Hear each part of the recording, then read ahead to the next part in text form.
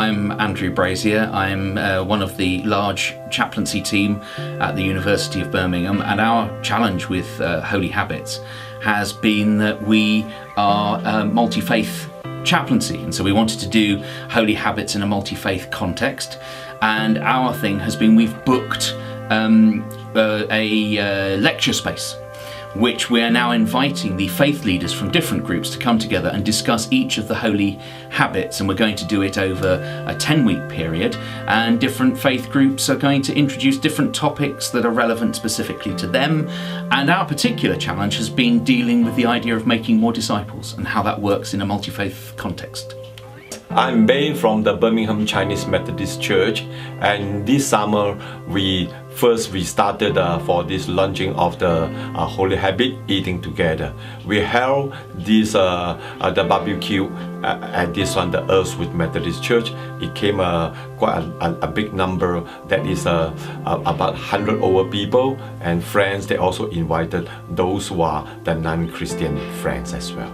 I'm Karen, the minister of South Yardley Methodist Church, and for the Holy Habit of Prayer, we had a prayer day, an interactive prayer day, where we explored. We set up 4 installations using the 4 elements: earth, water, wind, and fire.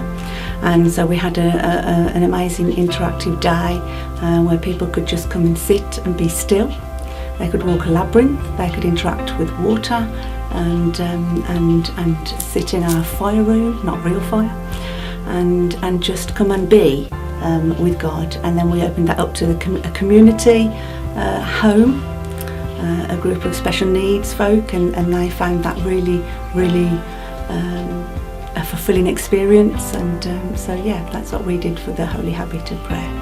I'm Alex, I'm from Castle Bromwich Methodist Church. I'm the minister there, and we did the Holy Habit of Eating after our Harvest Festival, where we had a lot of Caribbean food made by people from the Caribbean community, and some English food as well. And people shared together over that food, and a number of people's partners came who don't normally come to our church, and they came in and sat and ate with us, and lots of really good conversations went on, and we had a ball basically. I'm Helen Jobling. I'm minister at Lazelle's Methodist Church. When we thought about eating together, we arranged an event with just 10 days notice, where we invited people to come to bring food with them. We had starters where we did activities to begin with, then we ate food around the table and conversation, and then we did some afters, some fun things to do, and then of course we all had to do the washing and clearing up, and it was a really good evening for everybody. And there was about 10 different nationalities present. Hello, I'm Reverend Mary Shannahan. I'm minister at Longbridge Methodist Church. We had a service where, as part of the Holy Habits, we ate food together as part of the Eating Together programme. It was a baptism service, and we chatted throughout the service as we ate, and it was a wonderful, wonderful occasion. I'm Joan Pulley, and I'm the pastoral worker for Dorish Methodist Church. It's our 50-year anniversary this year, has been from early in the year until the end of September this year. For the eating together, we had a great meal one Saturday it was, and we invited people from all around who had been members of our church or contacted with our church, and people who had had to move away from the area in past years came. It was lovely to meet with them. Perhaps after 10 or 15 years they came and they had a meal with us, so the eating together for Holy Habits was celebrated on that day.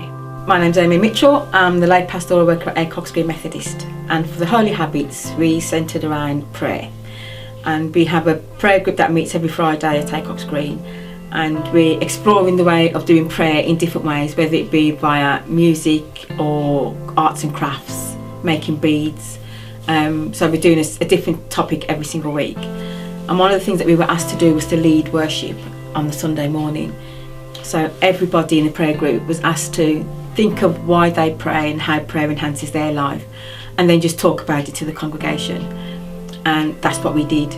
We sat and we rehearsed it, and they talked about how prayer impacts on their life and why they pray, how important prayer is to them and for the grounding of their life.